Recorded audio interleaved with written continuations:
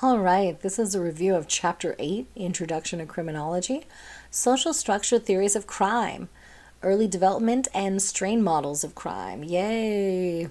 So in the chapter, we're going to distinguish social structure theories from other models or perspectives we've already talked about. We'll talk about folks like Durkheim, Merton, Agnew, talk a little bit about the difference between Merton's strain theory and Agnew's strain theory, and then some of the ways strain theory has informed policy.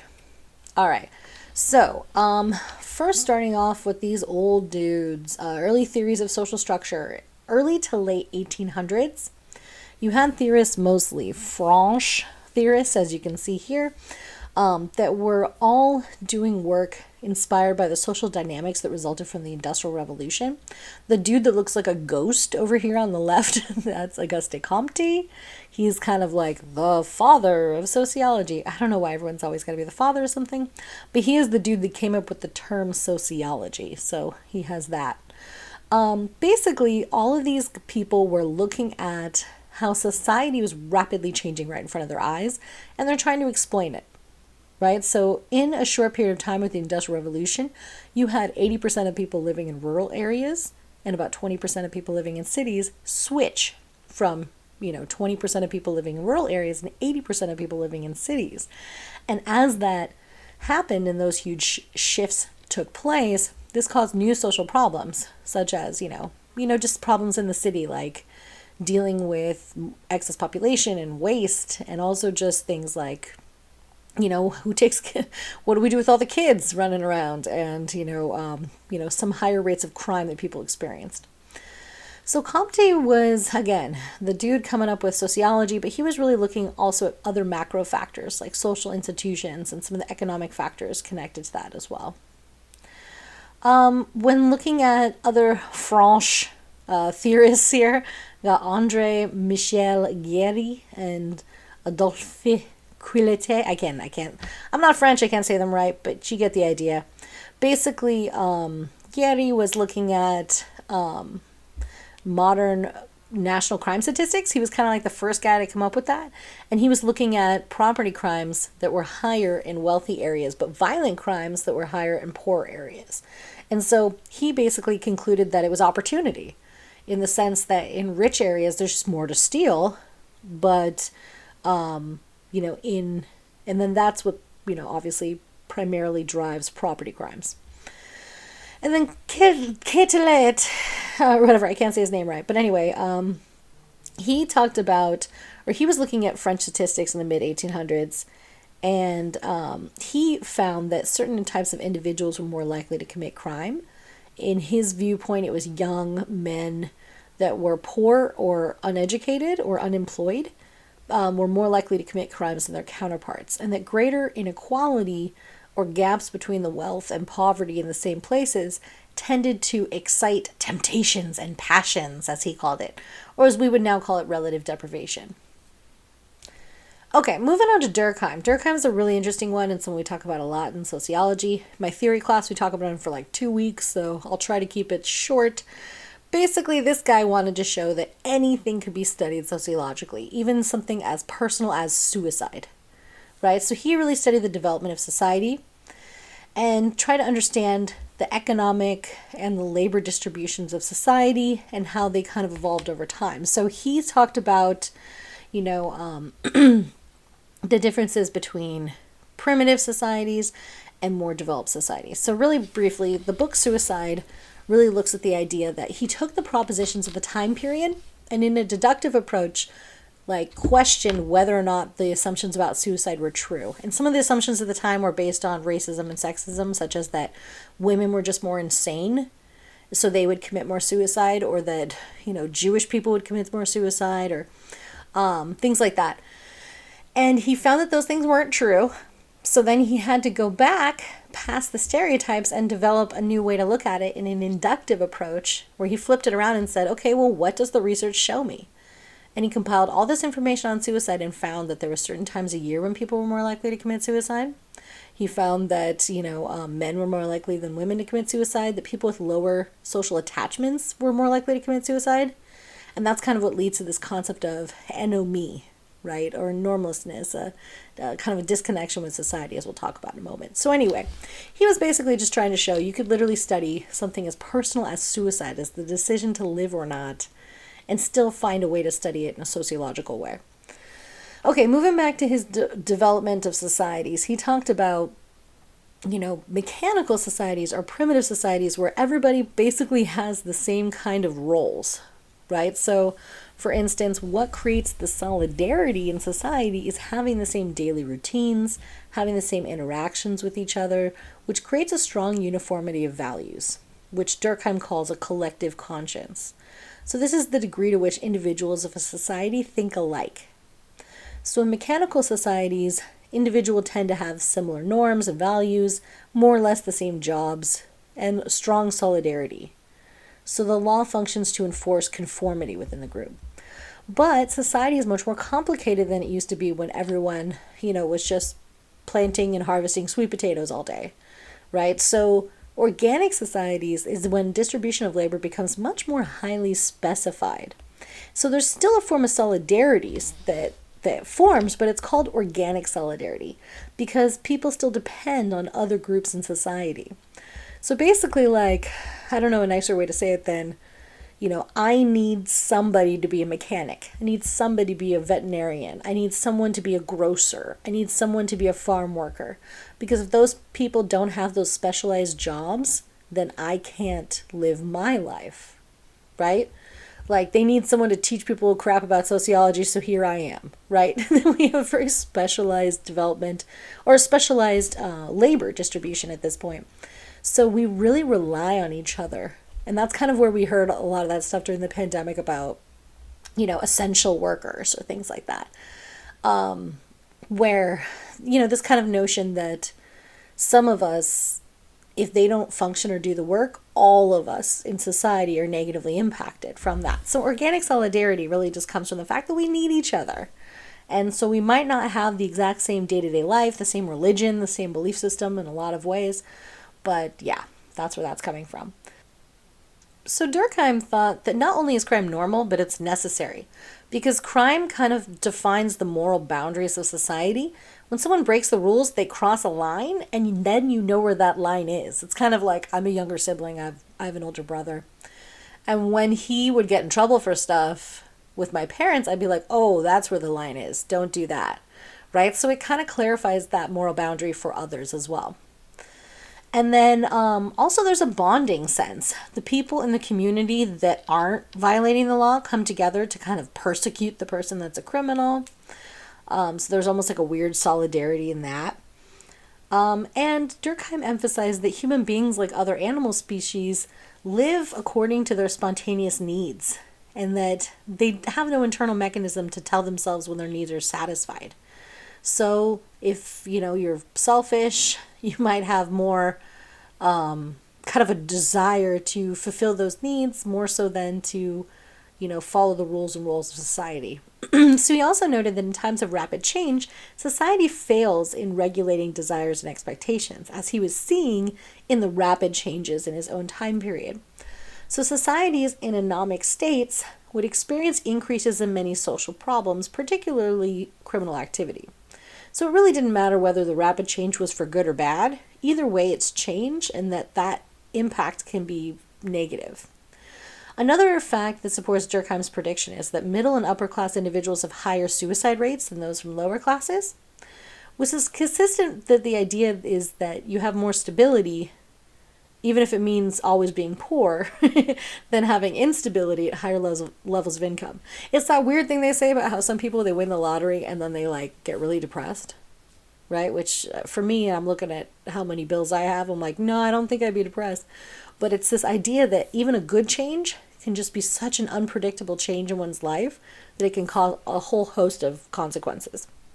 So again, in his book Suicide, he claims suicide was a social fact because it's a product of the meanings and structural aspects that result from interactions among people.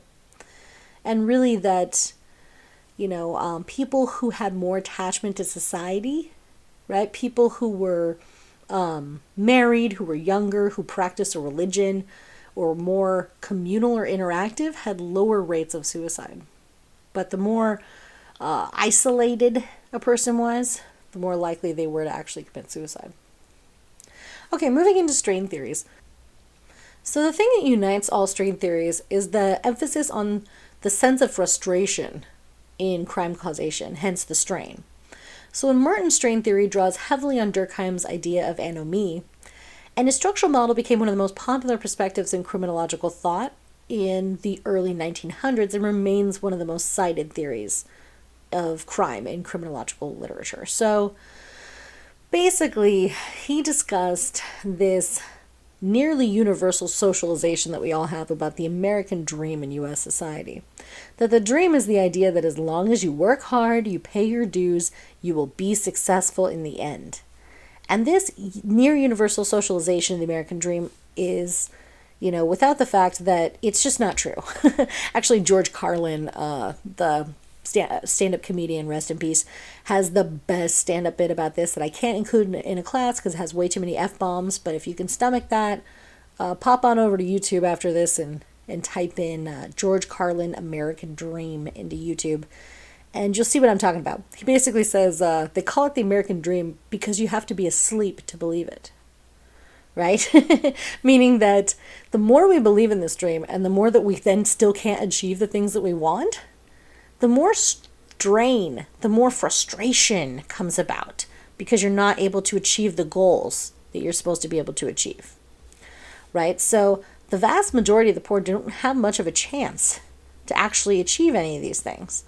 And so that causes a lot of frustration and strain, which can then cause this kind of, disequilibrium in society. And this is this disequilibrium between the goals or means of a society and your actual ability to achieve those things. So let's look specifically at what he was talking about here. This is I find this very helpful as a way to kind of visualize what he's talking about. And these can be kind of a little bit oversimplified, so let me clarify. Cultural goals and institutionalized means. So accepting and rejecting is more just the measure of, are you in it or are you not in it? Right? Rejecting, the word can give a negative connotation, like you're just like, yeah, I don't want to be rich, right? When that's not necessarily the case here. So, okay, let me break it down. First, it starts with, what are the cultural goals of society? Well, the goals of society in American society and capitalism are cash money, right? So it's the American dream is big ass house, a nice car, white picket fence, all that kind of crap, right?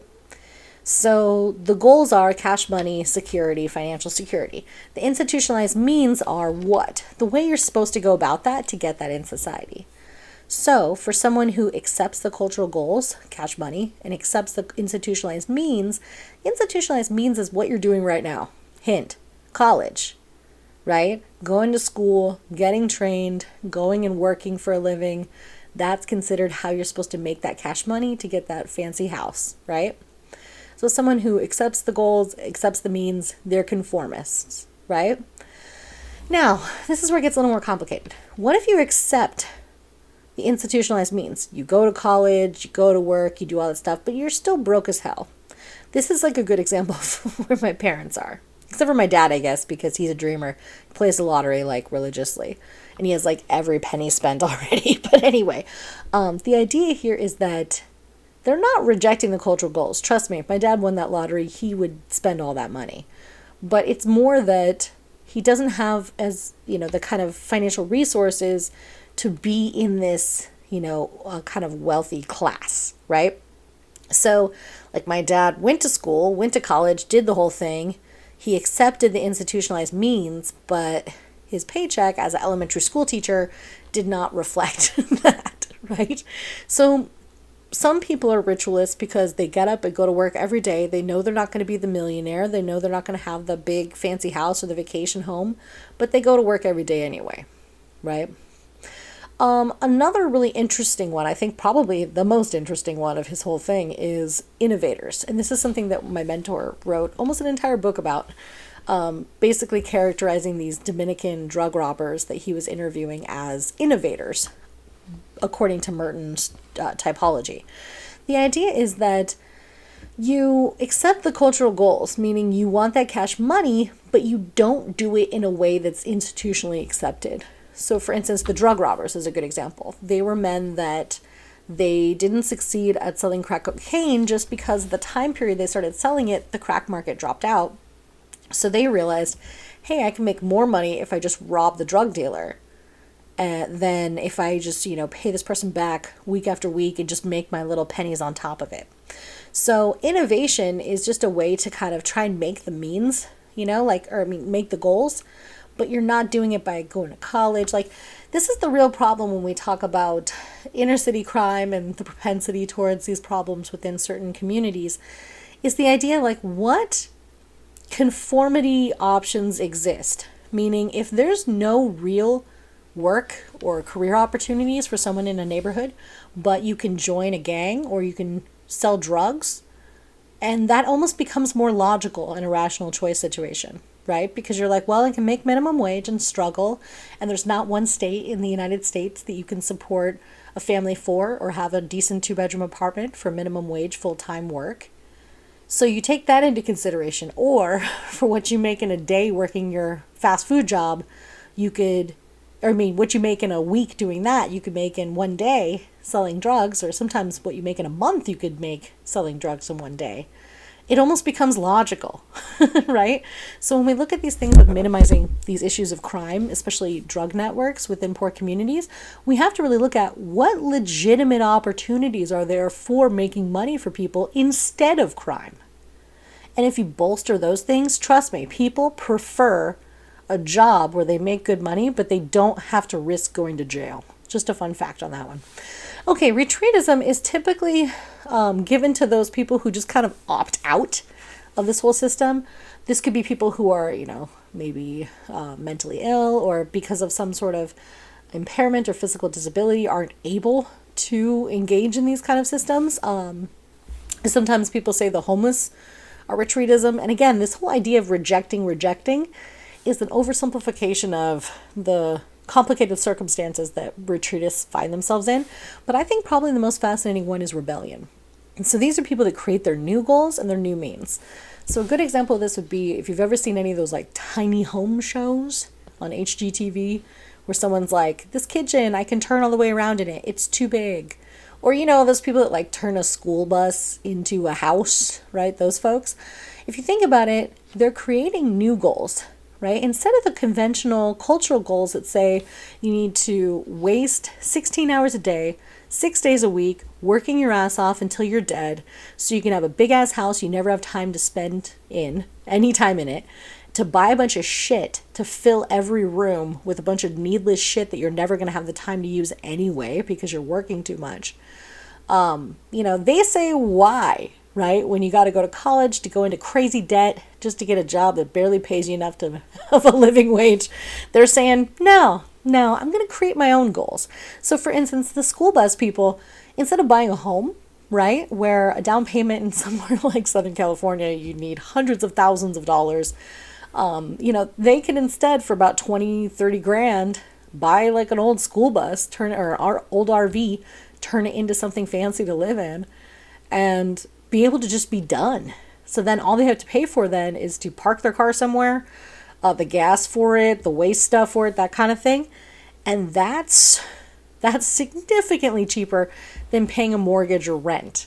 So the idea is that they have new goals is just being free from the capitalist rat race, right? And the new means of doing it is really, whether it's the tiny homes or some of these folks that just like live off the grid, right? Where they grow their own food, they use sustainable energies like solar and wind, and they even compost their crap, like stuff like that, where they're basically creating these very like environmentally sustainable units with communes of people that can live and thrive in those spaces that are basically completely devoid from the normal societal expectations and interactions. So in a way, I think rebellion is just fascinating because they just say, you know what, we don't want your goals, we don't want your means, we're going to create our own way.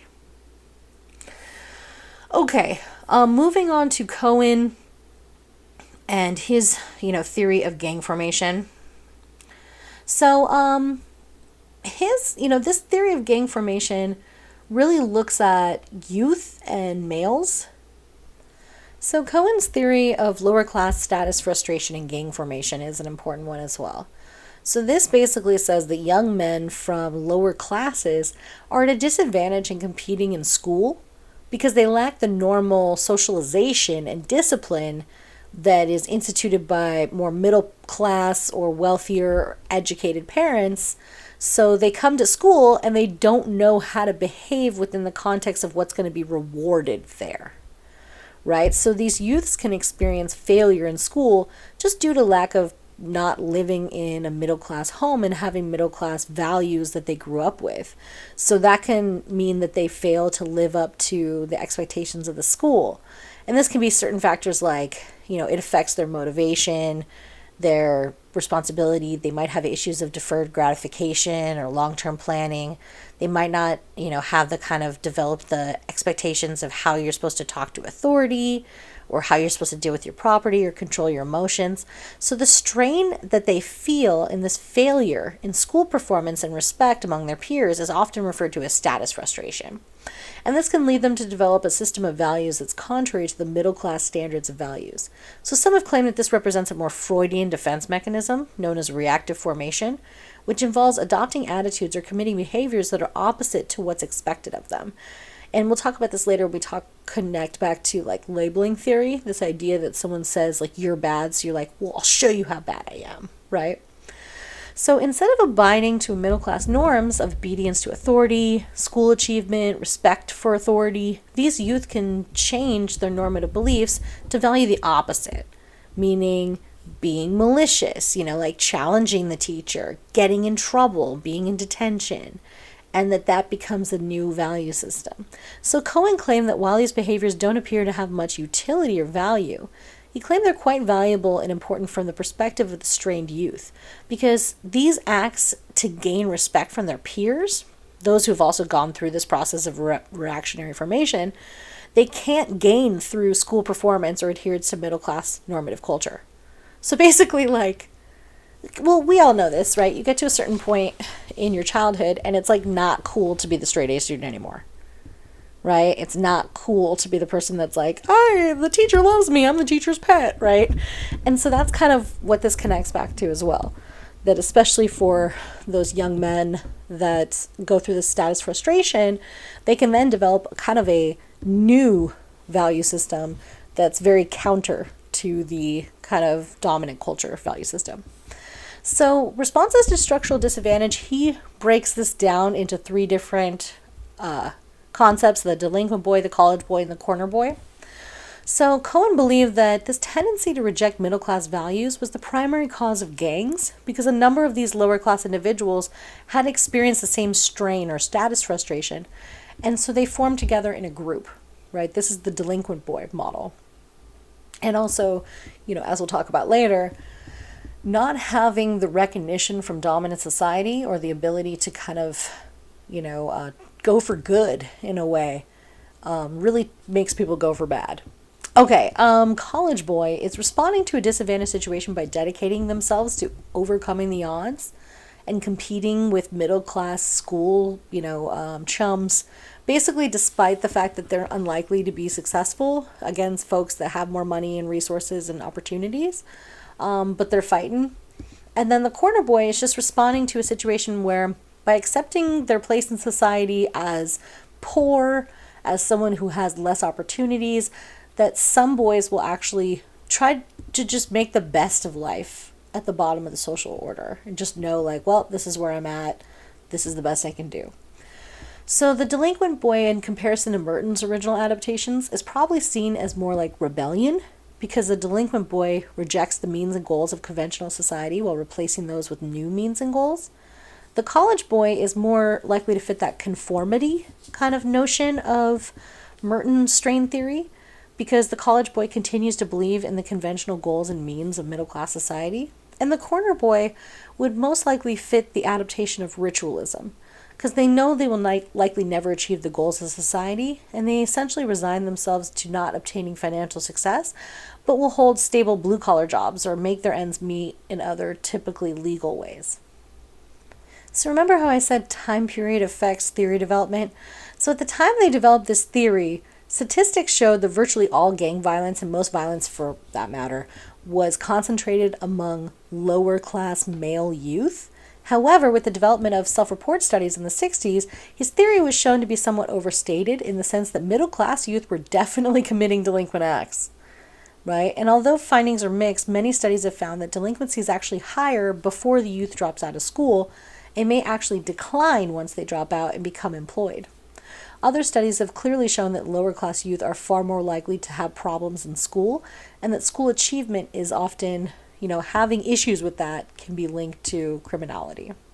So ultimately, it appears there's some face validity to what Cohen proposed, in the sense that some youth engage in behavior that has no other value than earning them pure respect, even if that behavior is negativistic and non-utilitarian. All right, moving on to Cloward and Olin's theory of differential opportunities. So similar to Merton and Cohen, Cloward and Olin, their model assumed that all youth, including those in lower classes, are socialized to believe in the American dream. And when individuals realize that they're blocked from conventional opportunities, they become frustrated and strained. So what distinguishes their theory from the previous strain theories is basically that they emphasize 3 different types of gangs that form based on the characteristics of the social structure of the neighborhood. So there are 3 types of gangs are criminal gangs, conflict gangs, and retreatist gangs. So criminal gangs form in lower class neighborhoods that have organization structure of adult criminal behavior. And they primarily commit property or economic crimes with the goal of making profit through illegal behavior. So they're the most likely to be that Merton's adaptation of innovation, because they still want to achieve the goals of conventional society, but they have no legitimate opportunities, so they use illegal means to do so. Conflict gangs develop in neighborhoods that have weak stability or little to no organization, and the primary legal activity of conflict gangs is violence, because they lack the skills and knowledge to make profit through criminal activity. Not only are they blocked from legitimate opportunities, but they're also blocked from illegitimate opportunities as well. So if you're applying Merton's adaptations, conflict gangs would probably be rebellion. And then retreatist gangs are made up of individuals who have failed to succeed in the conventional world and could not achieve the status in criminal or conflict gangs in their neighborhoods. So the primary form of offending in retreatist gangs is usually just drug use. So like Merton's retreatist adaptation to strain, the members of retreatist gangs just want to simply escape from reality. So there's some criticisms there. There's little evidence the gaps between what lower class youth aspire to and what they expect to achieve are not necessarily predictive of feelings of frustration and strain, nor do such gaps appear predictive of gang membership or criminality, right? Just because you understand that society is stacked against you doesn't mean you join a gang, right? So the inability to find empirical evidence to support this model has really affected the credibility of this. So despite the criticism, Cloward and Olin's model of gang formation and their theoretical framework inspired policy largely due to their influence that their work had on Attorney General Robert Kennedy in the 60s. So Kennedy asked Olin to assist in developing federal policies regarding delinquency, which resulted in the Juvenile Delinquency Prevention and Control Act of 1961. So their theory was a major influence on the Mobilization for Youth project in New York City, along with other federal legislation that stressed creating education and work opportunities for youth, which would be very impactful. All right, more strain theory. Did you want more strain theory? Because you're getting more strain theory. Okay, general strain theory. This is proposed by Robert Agnew in the 1980s. He's like, hey, did someone already name it that? I'm just going to name it that too. All right. So this assumes that people of all social classes and economic positions deal with frustrations in routine daily life, which virtually everyone can relate to. It's what we call adulting, and it sucks. So like the previous models, general strain theory focuses on an individual's failure to achieve positively valued goals. But general strain theory emphasizes 2 additional categories of strain: presentation of noxious stimuli and removal of positively valued stimuli. So in addition to failure to achieve one's goals, Agnew claimed that the presentation of noxious stimuli, aka bad things in one's life, why call it noxious stimuli when you could just say bad things? But anyway, I guess that's what makes you fancy. That this, obviously bad things, can cause stress and frustration. So examples of this noxious stimuli Could be having abusive parents, having teachers that are bullies, right? Or a boss that's a total jerk and puts strain on you. Other strain category that was identified by Agnew was the removal of positive stimuli or good things, which is the largest cause of frustration. So again, removal of positively valued stimuli could be losing a good job, losing, I don't know, a car you love, right? Or it could even be something like losing a person, a loved one. So ultimately, general strain theory proposes that these three categories of strain, failure to achieve goals, bad stuff, and removal of good stuff, leads to stress, and that results in a propensity to feel anger, shock. So anger can be seen as a primary mediating factor in the causal model of general strain framework. It's predicted to the extent that three sources of strain cause feelings of anger and frustration, and so then you're more likely to commit crime and deviance because you're kind of like a live wire. Think about how when you're stressed, you're not being your best, and that can put you in a bad place, right? It's like the last couple weeks of the semester. Everyone walks around like a zombie because they're stressed from all the papers and the group projects and the crap they're working on. And you just see a lot more problems during that time because everybody's in that place. So, it's important to kind of see how those kind of stresses or strains can really impact a person's ability to cope with their environment. So for the most part, studies have generally supported this strain theory model. Specifically, most studies find a link between the three categories of strain and higher rates of criminality, as well as a link between the sources of strain and feelings of anger or negative emotions. So some criticisms of this approach are how the theory's been tested using only objective indicators. A number of studies have directly measured subjective perceptions of frustration as well as personal feelings of anger, and those have found more mixed support for the hypothesis and less support for the prediction that anger leads to criminality, and that the link is particularly weak for non-violent offending, right? Like you get really frustrated, so then you just go steal something. Like there's not a lot of empirical research to kind of create that bridge. So most recent studies have found support for links between strain and anger, as well as between anger and criminal activity, right? So it's kind of like the one leads to the anger, and then the anger can or cannot lead to that. Okay, some policy implications from these different theoretical perspectives. So the factors that are most vital for policy implications regarding social structure theories are those regarding educational and vocational opportunities.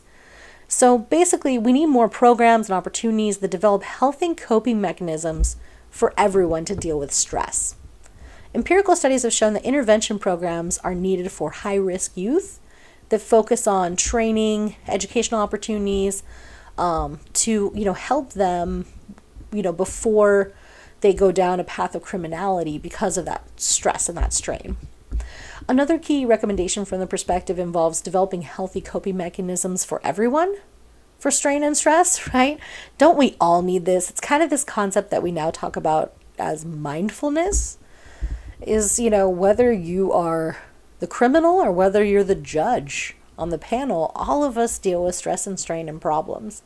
And our lives are just better when we're able to train ourselves to deal with those ups and downs, and also prepare by developing coping mechanisms to handle the stress so we don't just, resort to antisocial behavior, which can be crime, or it could be, drinking too much, or, eating a donut or something like that, right? So people handle stress differently. But the idea is that if we understand that there's a connection between stress and antisocial behavior or criminal behavior, then reducing that stress could then reduce crime.